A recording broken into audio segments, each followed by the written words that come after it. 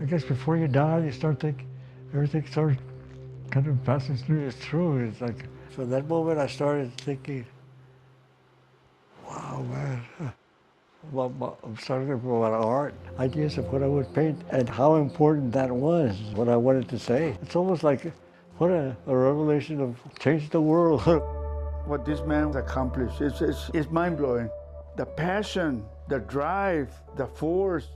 Born into poverty in Mexico, one of 12 children, Jesse Trevino grew up on San Antonio's poor west side. But he was a kind of child prodigy in art, winning contest after contest, then a scholarship to a prestigious New York art school. Exactly where I wanted to be, with all these artists from all over the world. It was great. And that's when I got drafted, and I ended up in Vietnam. I got blown up with a booby trap and got shot at the leg at the same time, and I didn't think I was ever going to make it. He would lose his right hand, his drawing and painting hand. The worst thing that could happen. I mean, it was just like I could never, ever do what I wanted to do, that I've always wanted to do in my life. But while at his very lowest, nearly 2 years in the hospital, even contemplating suicide, he realized I wasn't just going to stop thinking about art. I couldn't. I had to find a way. So he was not going to let anything deny him his dream. He was going to be an artist, and he was going to be one of the best artists. So he struggled to teach himself to paint with his left hand. And within a decade, he became a groundbreaking artist. He would have works in the Smithsonian, selling paintings for tens of thousands of dollars. I want you all to enjoy my paintings, and I'm enjoying it too. Still, he dreamed bigger. So he created massive tile murals, now iconic San Antonio landmarks, one of them 9 stories tall, all while enduring a lifetime of constant pain, countless surgeries, long undiagnosed PTSD, and many personal challenges. He had a volatile personality at some times. This was difficult, but then even... The war changed him. He would get angry and frustrated with his painting, with his friends, with the people that he loved the most, but he always had this love for everybody. He loved his family, and he loved San Antonio. We know his true beauty of life, which is what he showed us in the arts. And his courage and his absolute determination and drive. Now, after Jesse passed away at the age of 76, there's renewed interest in his work. But Jesse admitted he wouldn't have become the artist he was without all those obstacles he had to overcome. To understand his legacy, we look at Jesse Trevino, the artist and the man.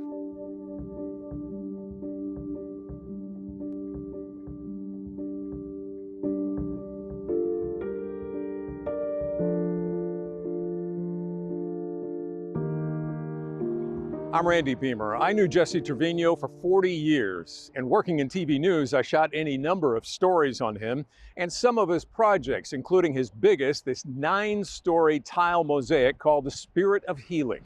And then when Jesse was feeling better than he had in years, and I retired from the nightly news, well, we'd get together, and sometimes I'd put a microphone and a camera or two in front of him. Get both of them at the same time. So this is Jesse Trevino's story in his own words, from those interviews and some others, and in the words of some of the people who knew him best in the different chapters, the many different twists and turns in his long and remarkable life.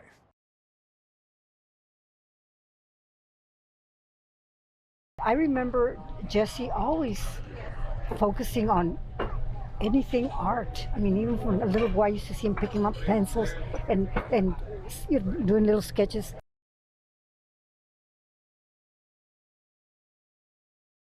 And grade school is when Jesse had one defining moment.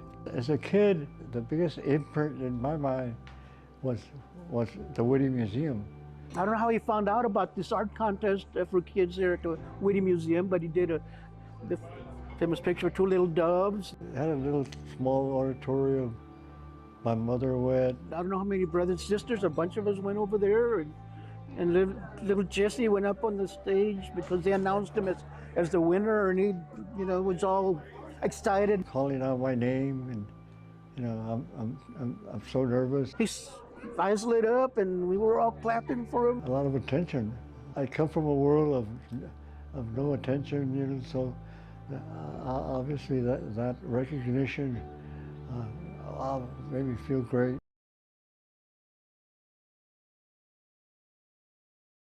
From that moment, there I went. With a passion and purpose. By the time he was at Fox Tech High School, much of his life revolved around art and more contests. One of my best teachers was my high school teacher, Catherine also. She studied at Parsons School of Design, and she was a great art teacher. She knew how to do everything. She knew all the different techniques, and she would look for all the contests all over the country. I won 2 scholarships through contests.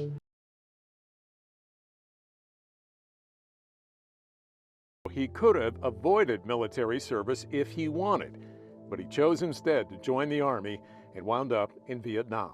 Because I come from a family that everyone before me had been in the service, Army, the Navy, Marine, but it's that I didn't realize what kind of danger I was going to get into, you know. In Vietnam, he used his rare free time to sketch and paint. Less than 3 months after he got there, he was working on this image of a Vietnamese woman and her child. His canvas was the paper that his mom had used to wrap a package she sent. It was the last artwork he ever did with his right hand, still unfinished, when out in the Mekong Delta, he tripped the wire on a booby trap. Like a catapult, it's kind of like, it threw me from here, like 50 feet, man. It's like a spring loaded, boom. And then when I fell on the mud and water, face down, my right leg from right here was shattered, and then I'm holding my arm, and there were some nerves that were severed, and it felt like it was on fire. And all I could do is think about, oh man, my hand. This is the hand I do everything with, right?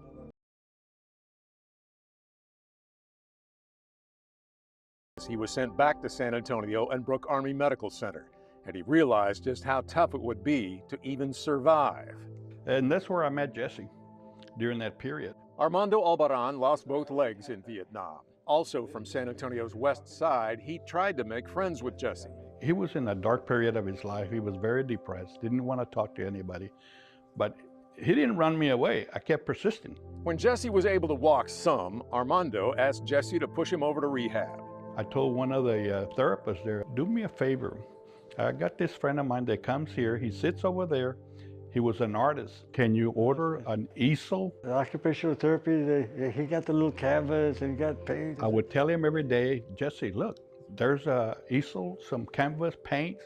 You can paint again. And he says, no, I can't paint. I lost my painting arm. I said, Jessie, you lost an arm, but you have another one and you can paint. You don't lose that talent. The talent is within you. On the day some of his brothers finally drove him home after he'd been in the hospital more than a year and a half, there was a little celebration at the house on Monterey. But it was hardly a happily ever after moment. Jessie was on pain pills and on crutches and often depressed.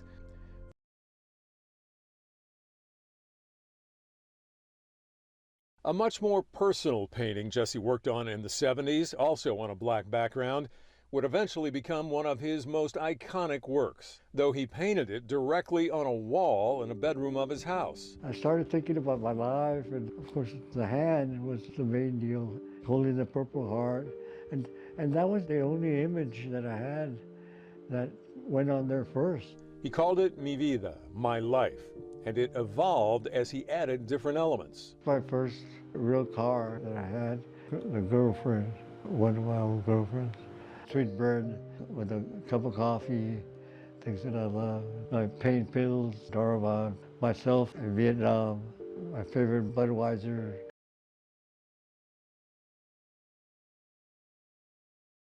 He thought about getting his master's degree at Stanford University, where a brother lived. Instead, he chose to stay in San Antonio and get his master's as part of UTSA's growing art program. San Antonio is a city that's very dear to me, although sometimes I'm very frustrated with San Antonio because I think the lack of awareness of art and not a very art-conscious city, although sometimes it appears to be. I feel like, well, we still have a long way to go. He said that in 1981, frustrated by the years that he and other Consafo artists had spent just trying to have their works be seen. By the early 80s, he was selling some canvases for more than $10,000 a piece, and a film crew came to town. That's the Ritz Cleaners down at the other end now. Ricky Sanchez and his wife, Pets. Working with the Dagenbella Gallery, Anheuser-Busch sponsored the only documentary on Jesse produced during his lifetime. My paintings are about my culture, the Mexican-American culture. Called Spirit Against All Odds, it was narrated by actor Martin Sheen. His innermost choice was clear.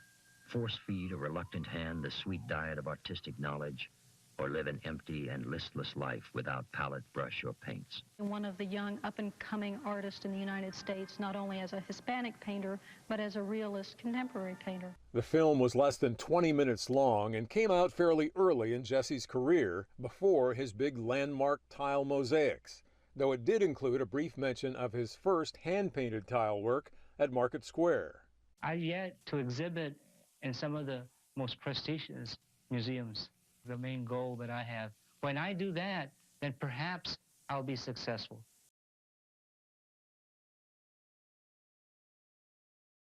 There were times when he would procrastinate because there were other things that he wanted to do.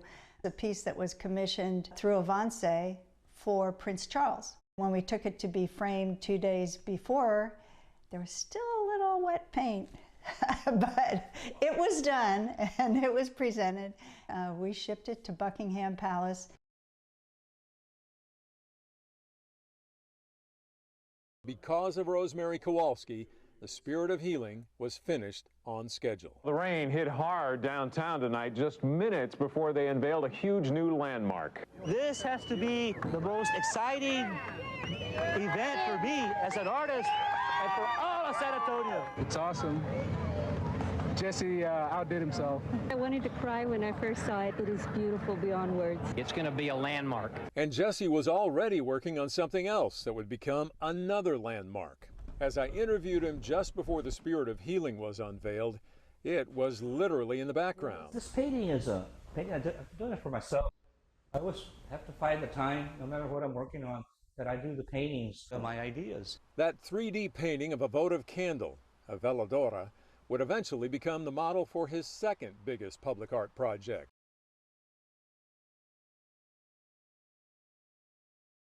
Many people didn't know that Jesse himself needed extra help and healing of all kinds throughout his life. But as a person, he could be difficult to live and work with. Losing a hand and cancer were some of the physical challenges, but most people didn't see his other side. Sometimes he would get in very deep depression and anger, unleashed anger that he had. And that affected every aspect of his life, including his art. Just before his birthday on Christmas Eve, Jesse got pneumonia again, and then in the hospital contracted COVID. After he was released, he grew even weaker. Longtime friend George Cortez saw him the night before Jesse died in February of 2023. When he opened his eyes and he looked at us, "Where's my barbacoa?" Very traditional, but I love the word when he said, "Jesse is alive."